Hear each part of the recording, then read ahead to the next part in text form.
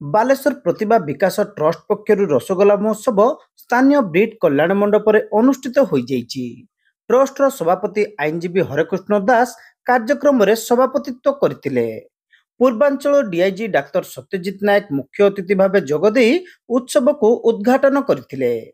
ଏହି ରସଗୋଲା ମହୋତ୍ସବ କେବଳ ଓଡ଼ିଆ अस्मितार निदर्शन नुहे बरଂ ରସଗୋଲା कारीगर और ବ୍ୟବସାୟୀଙ୍କ ଜୀବନ ଜୀବିକାକୁ ଆଗକୁ ନେବାରେ ବେଶ ସହାୟକ ହେବ ବୋଲି ମୁଖ୍ୟ ଅତିଥି ଡକ୍ଟର ଶ୍ରୀ ନାୟକ କହିଥିଲେ। ସମ୍ମାନିତ ଅତିଥି ଭାବେ ଅତିରିକ୍ତ ଜିଲ୍ଲାପାଳ ସୁଧାକର ନାୟକ ଯୋଗଦେଇ ରସଗୋଲାକୁ ନେଇ ବିଭିନ୍ନ ସମୟରେ ଦେଖାଦେଇଥିବା ବିବାଦକୁ ପ୍ରତିହତ କରିବା ସହିତ ପ୍ରତ୍ୟେକ ଓଡ଼ିଆଙ୍କ ମଧ୍ୟରେ ଜାତୀୟତାବାଦ ସୃଷ୍ଟି କରିବ ବୋଲି ସେ ଆଶା ପ୍ରକାଶ କରିଥିଲେ। जगन्नाथंकर नाम जमिति सारा पृथ्वी रे ख्यात रसगोला भी सेमिति विख्यात हेउची। सेहीपरि ओडिशार विभिन्न निजस्व सामग्री गुडी को विश्व दरबार प्रदर्शित करबा पई उद्यम हेबा दरकार। ओडिया संस्कृति बहु पुराना। प्रतिभा विकास ट्रस्ट ओडिया संस्कृति पई निश्चित तृणमूल स्तर रु काम करूची। एहा निश्चित आगकु जाई राज्य पई काम करिवो। अन्य केउटी हेउ नै रसगोला महोत्सव।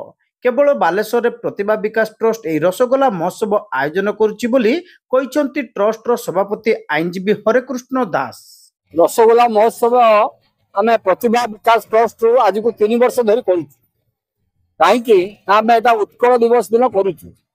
कारण आमे लोक को जळैबा को चाहू रसगोला होछि उत्कलर ओडिसार एवं एटा प्रथमे जो रसगोला सृष्टि हेतिला केवल जगन्नाथ पाखे होता। जगन्नाथ संस्कृति रसगोला ही अन्य राज्य वाले जो चाहते जे से रसगोलाटा प्रथम एटा भूल कथा। एटा भूल प्रमाण करने आम रसगोला महोत्सव करुचु। लोक को जणा चाहूँ रसगोला हूँ ओडिशार एवं ओडिशा संस्कृति सागर जोड़ी रही जगन्नाथ संस्कृति सागर एटा ओतप्रोत भाव में जड़ित से कथा को लोकलोचन को आने एवं लोक मान सुविधा देखु गोटे कथा हूँ जे रसगोला दुकान में मिलूँ किंतु तार जो मान रोचे आम जो कंपिटिशन करुचु से भल रसगोला कर जानिबे। कारण सेहीपरि जगन्नाथ संस्कृति सहित रसगोलार संपर्क अति निबिड़। अधरपणा सहित अन्यान्य भोगरे रसगोला लागि होइताए। जेते दिन जगन्नाथ रहिचंती ओडिशार रसगोला रहिबो और विश्व रे ना मध्य करिबो। प्रतिभा को विकसित करने सहित रसगोला को अधिक प्रोत्साहित करने ट्रस्ट पक्षर उद्यम करा जाउची। सारा पृथ्वी जानिबा उचित जे रसगोला हेउची ओडिशार। देश विदेश रे ओडिशार ना रखुतबा रसगोला को आहुरी लोकाभिमुखी करने को उद्यम रखुतबा प्रतिभा विकास ट्रस्ट सदस्य साइरुल हक कहिसंती। प्रत्येक वर्ष आपनकर एप्रिल 1 को उत्कल दिवस रे आमे रसगोला महोत्सव बालेश्वर प्रतिभा ट्रस्ट तरफ प्रत्येक वर्ष पालन करा जाउची। मिठा एवं पिठा उभयर ये संभार रोची एवं बर्तमान देखा जाउची आधुनिक सभ्यता रे बर्तमान बहुत बाहर खाद्य को समस्ते आपणाउछंती। तेणु आमर संस्कृति आमर जहाँ कला संस्कृति जो रही से आम मिठाटी को रसगोला हिसाब से ये करते कि मिठा सहित पिठा भी अच्छी पारंपरिक पिठा एवं छेनापोड़ एवं विभिन्न जो पुराना काल जो मिठार सब थिला से सब मिठा सब ये आसी लोक मैंने खाऊँ आनंद उपभोग कर मिठा शिल्प को भी साहाय्य सहयोग कर पिठा जो माँ भौणी मैंने विभिन्न एसएचजी ग्रुप सब जो पिठा नहीं कि आसी विभिन्न प्रकार पिठा अच्छी से भी साहाय्य और सहयोग से पाई पारिबे। ये सब मु भावुँ आगामी दिन में ये सब अधिक रु अधिक लोक आदृत हो एवं यहाँ पंची हो। कार्यक्रम में ट्रस्टर किशोर दास मंच आह्वान करथिबा बेले ट्रस्टर कार्यकारी सभापति वरिष्ठ आईनजीवी रघुनाथ प्रधान शेष में समस्त को धन्यवाद देते। शेष में अतिथि माने स्टल गुड़िक बुलिबा सहित रसगोला खाइबार मजा नैतिले।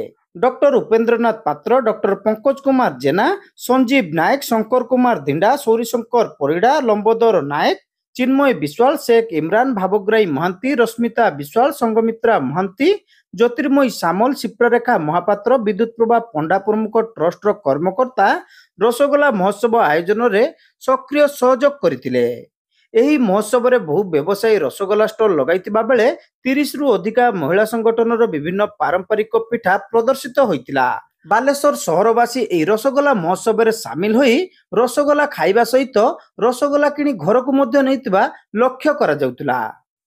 आमे आज ब्रिड रे जो स्टॉल पड़ी विभिन्न प्रकार रसगोला भेराइटी रसगोलार भेराइटी अच्छी पिठा अच्छी मांडिया पिठा अच्छी सब प्रकार भेराइटी अच्छी आम खाइलु एंजॉय कलु आ घर को नहीं आम दुकानी को गले जनकर क्वालिटी जना पड़े ये आसिले कौन भेराइटी दुकान भेराइटी क्वालिटी आम जानी परिबा कि केमती भल करूचंती रसगोल्ला।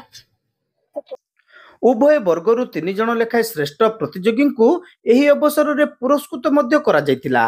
रसगोल्ला महोत्सव रे रखीचु जे फास्ट हम 5000 टका जे सेकेंड हम 3000 टका जे थर्ड हम 1000 टका एवं पिठा रे मध्य रखीचु जे फास्ट हम 3000 जे सेकेंड हम 2000 जे थर्ड हम 1000 या सहित आम देखो ट्रॉफी लिखाई पेडलर पाखे ट्रॉफी दबू सर्टिफिकेट दबू जो पार्टिसिपेंट मैंने जो आसती समस्त आम सर्टिफिकेट दबू और कंसोलेशन प्राइज दबू एटा बालेश्वर आम गोटे प्रथम कलु जो प्रथम कलु आप विश्वास करेंगे सारा ओडिशा रे मो पाक फोन आसला आप गोटे भल परंपरा सृष्टि करने को जाऊँगी मु आशा करुच्ची आपण माध्यम बालेश्वर वासी के सारा ओडिशा वासी के जनवा चाहूँगी बालेश्वर हूँ संस्कृतिर सहर ये संस्कृति बाटे आम सबकि ओडिशा को समर्पित करुआ भाषा उड़िया जाति ये बालेश्वर वासी प्राण हूँ अतुलनीय।